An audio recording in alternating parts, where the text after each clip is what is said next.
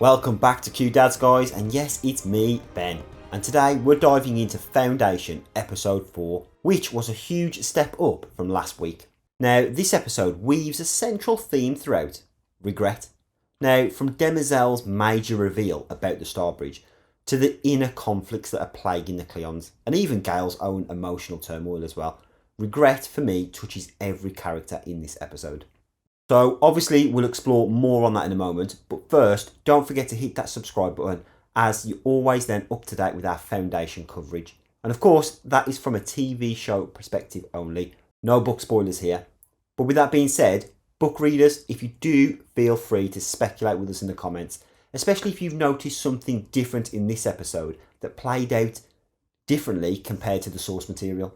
So let's start with that powerful scene where Demerzel speaks with the Zephyr, and this conversation kind of centres around guilt, duty and identity. You know, it gives us a big reveal that actually Demerzel is confirmed to have been the one that destroyed the Starbridge back in season 1. Now, we have speculated this before, but it's nice to finally hear confirmation of that.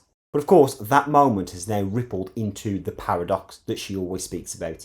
She supported Foundation's ideals, but also serves the very empire that's now threatened by those same ideals. And Demerzel reveals that she acted because the empire responded to Harry's prediction with raw emotion and probably would have executed him if she hadn't intervened. So her manipulation saved Harry's life, but at a cost, one that she now carries on her shoulders at all times. I cannot embrace it!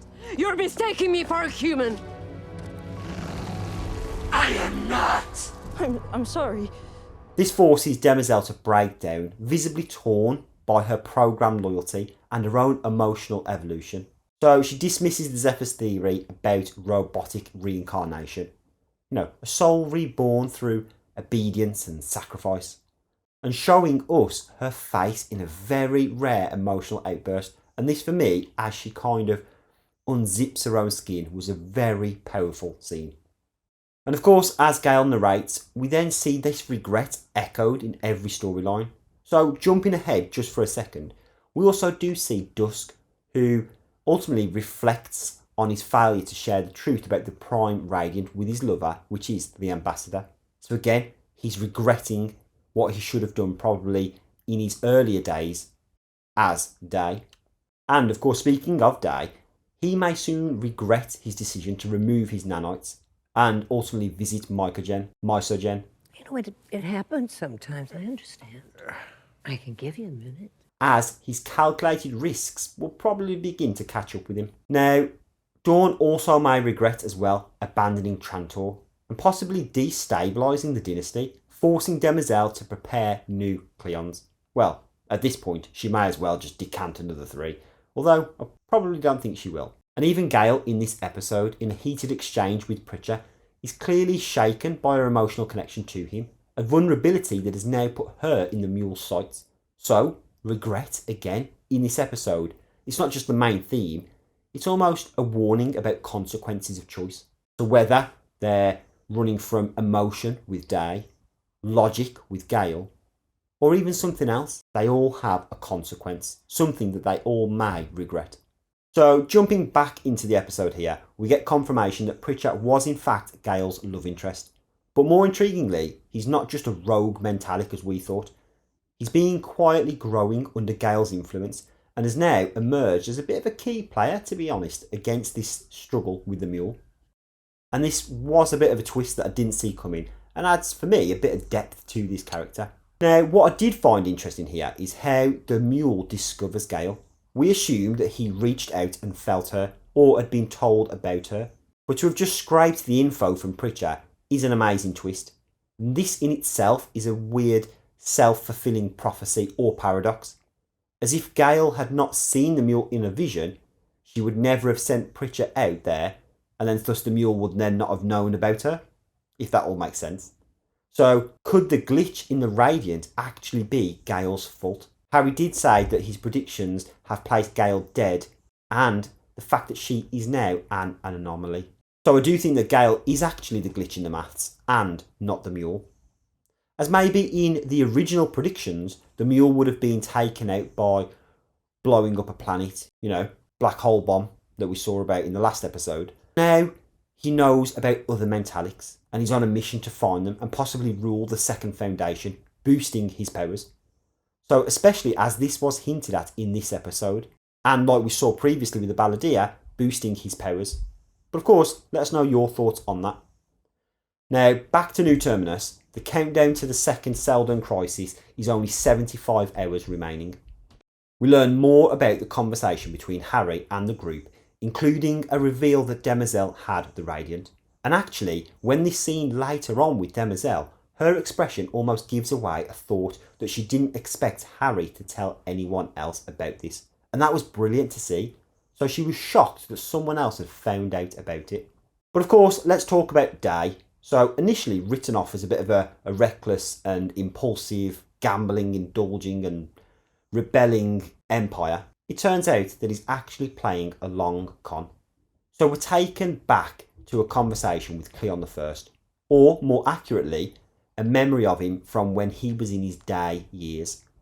Now, this conversation reveals just how long these cycles of belief, regret and rebellion have been plaguing the Empire. We also learn that Mycogen, not Earth, and again, correct me if I'm wrong, I don't know if it's Mysogen or Mycogen, I can't remember, but it's actually, like I said, not Earth. This is a planet where the robot worshipping religion thrives, and where the tools that built Demerzel were originally obtained. So Cleon the First believed that he had eradicated all of the believers, slaughtering about 20,000 or so in the name of stability. But, as we found out through Song, their legacy survived. So now, armed with this knowledge, Day executes his devious plan and begins to deceive Demerzel during her maintenance. Again, what a scene, and I'll touch on that in a moment. But he uses this opportunity to steal one of the tools and then uses a bit of a clever trick by implanting the nanites from his own body into his loyal guard, or so-called loyal guard, to then fake a betrayal and escape Trantor. Now, this isn't the Day that we thought we knew. You know, he's very strategic, deeply calculating, and more in control than anyone realised. And just on that for a moment, that scene with Demerzel taking her head off completely just to attend a little bit of maintenance is so mind-boggling. The fact that she can live as a head and a body separately.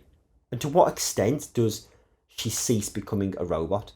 I mean, would her nose on its own still be Demerzel? And of course, how much of her does she need to keep existing? Is it a few cells? Is it an arm? Is it a head? Who knows? Let me know, guys. But what else was fascinating to see was, of course, Day's interaction. He was mocking her, but with this deep anger, picking out kind of her human-like qualities, although she isn't a robot, talking about that scarring on her neck, and all this in the art of distraction to take what he needs. And then the betrayal of his guard. Now, the fact that Day had been playing this long con ever since that first episode where we saw them gambling together was phenomenal. He was looking for these clues, these signals of a traitor, and then ended up killing him in this episode. And I thought this little scene from Day with Demerzel all the way through to him killing the guard and escaping was fantastic. I was gripped at every single moment, and I'm super thrilled that this version of Day is actually back. So as the episode wraps up, everyone is kind of now in motion. We've got Day who's escaping Trantor. We've got Dawn who's already fled to work with Gaal. And then we've got Dusk who seems to be freeing himself from Demerzel's grip. So again, why would Demerzel not just decant some more Cleons and roll with that instead? And even Gaal as well has used her powers to manipulate the guards, which hint towards the greater potential that still may come with her. So more on that soon. But everything they do or have done seems to circle back again to that regret, this reoccurring unshakable theme. So every choice that all of them make will potentially bloom into some kind of consequence that each of them are going to regret. And honestly, for me, this was a fantastic episode. One of the best so far, I'd even say.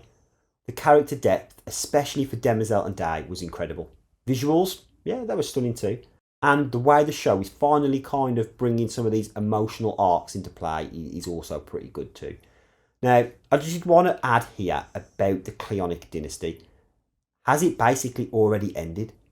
You know, with how the brothers are acting now, they are all three very different people. And I think ultimately the teachings of the Radiant actually moved them from being the same individual to three individuals. Now, maybe this was all part of the plan, hence Demerzel getting the Radiant. Harry never planned to eradicate Empire, he merely just needed to plant a seed and let it grow over time. And ultimately, if Empire released Demerzel, her programming could also be changed, another level of that reincarnation. And maybe she would become part of the Foundation, and then her core goals would still be pretty much the same, to save humanity. Again, let us know your thoughts. Now, Gaal to me did seem to show us some kind of new powers in this episode through manipulating and almost pushing thought into those two guards to allow them to not only see Dawn and Gaal, but then forget what they were searching for. So we've seen a glimpse of what she can potentially do, but I'm going to let my mind ponder on that a little bit and kind of have a little think about how powerful Gaal actually is. So let me know in the comments what you think about Gaal and how powerful she could actually be. And also, do you think that Demerzel was actually reincarnated in some kind of way? And do you think that Day will be able to escape Trantor? And if so, do you think he'll ever be able to make it to Mycogen? So, as always, guys, I'm going to throw this over to you. I thought this was a fantastic episode. Love the development of Day and Demerzel especially. And of course, did we hit a nail on the head with the whole paradox of the mule and Gaal? Let us know. Don't forget to hit that subscribe button, guys. Thanks for watching. And as always, we'll catch you next time with something new. The dream lives on.